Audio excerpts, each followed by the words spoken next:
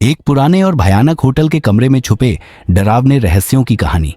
जब थकी हुई यात्री एमिली पाबा का कमरा 412 में ठहरती है तो अजीब आवाजें, परछाइयां और एक डायरी उसे एक खतरनाक सफर पर ले जाती हैं। क्या वह अपने डर का सामना कर सकेगी या यह कमरा उसकी आखिरी मंजिल बन जाएगा?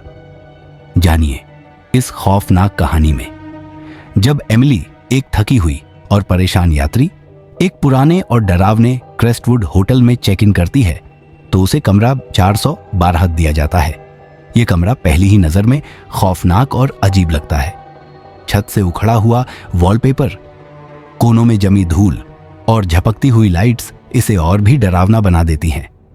एमिली को यह कमरा अजीब तो लगता है, लेकिन उसकी थकावट इतनी ज्यादा है कि वह अपनी घबराहट को नजरअंदाज कर देती है और कमरे में रुकने का फैसला करती है।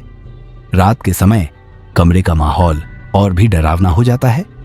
अजीब अजीब आवाजें कमरे के चारों ओर गूंजती हैं, जैसे कोई उसके कानों के पास फुसफुसा रहा हो। परछाइयां बार बार उसकी नजरों के कोने में दिखती हैं, लेकिन जब वह पलट कर देखती है तो वहां कुछ नहीं होता। हर गुजरते पल के साथ उसका डर बढ़ने लगता है। अगले दिन सफाई करते हुए उसे बिस्तर के नीचे एक पुरानी फटी हुई डायरी मिलती है। यह डायरी किसी ऐसे मेहमान की थी जो इस कमरे में कई साल पहले ठहरा था और फिर रहस्यमय तरीके से गायब हो गया।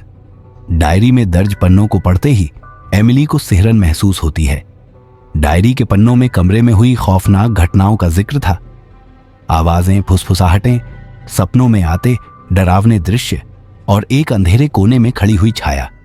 जैसे जैसे एमिली डायरी पढ़ती है, वैसे वैसे वह खुद भी उन्हीं डरावनी घटनाओं का अनुभव करने लगती है।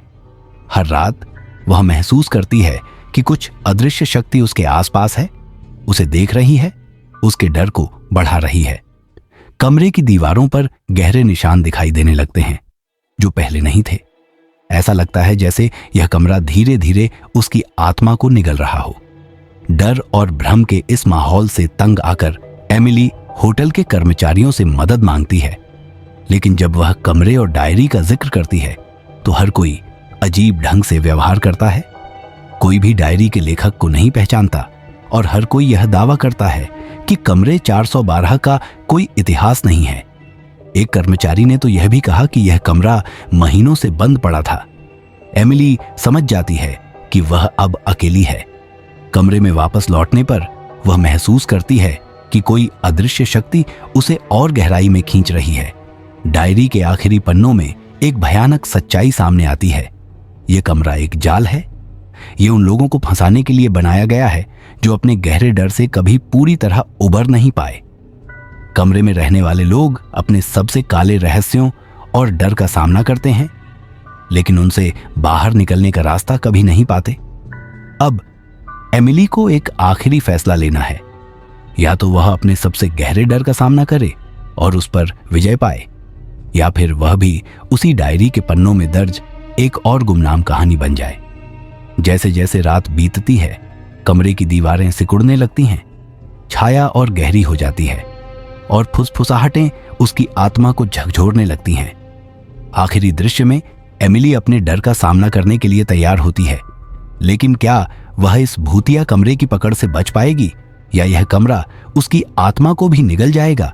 ये एक रहस्य बनकर रह जाता है। कहानी एक काले डरावने मोड़ पर समाप्त होती है, जहां सच और भ्रम के बीच की रेखा मिट जाती है। अगर आपको ऐसी ही दिलचस्प और खौफनाक कहानियां पसंद हैं, तो चैनल को सब्सक्राइब करें और घंटी का बटन दबाएं ताकि कोई कहानी आपसे छूट न जाए।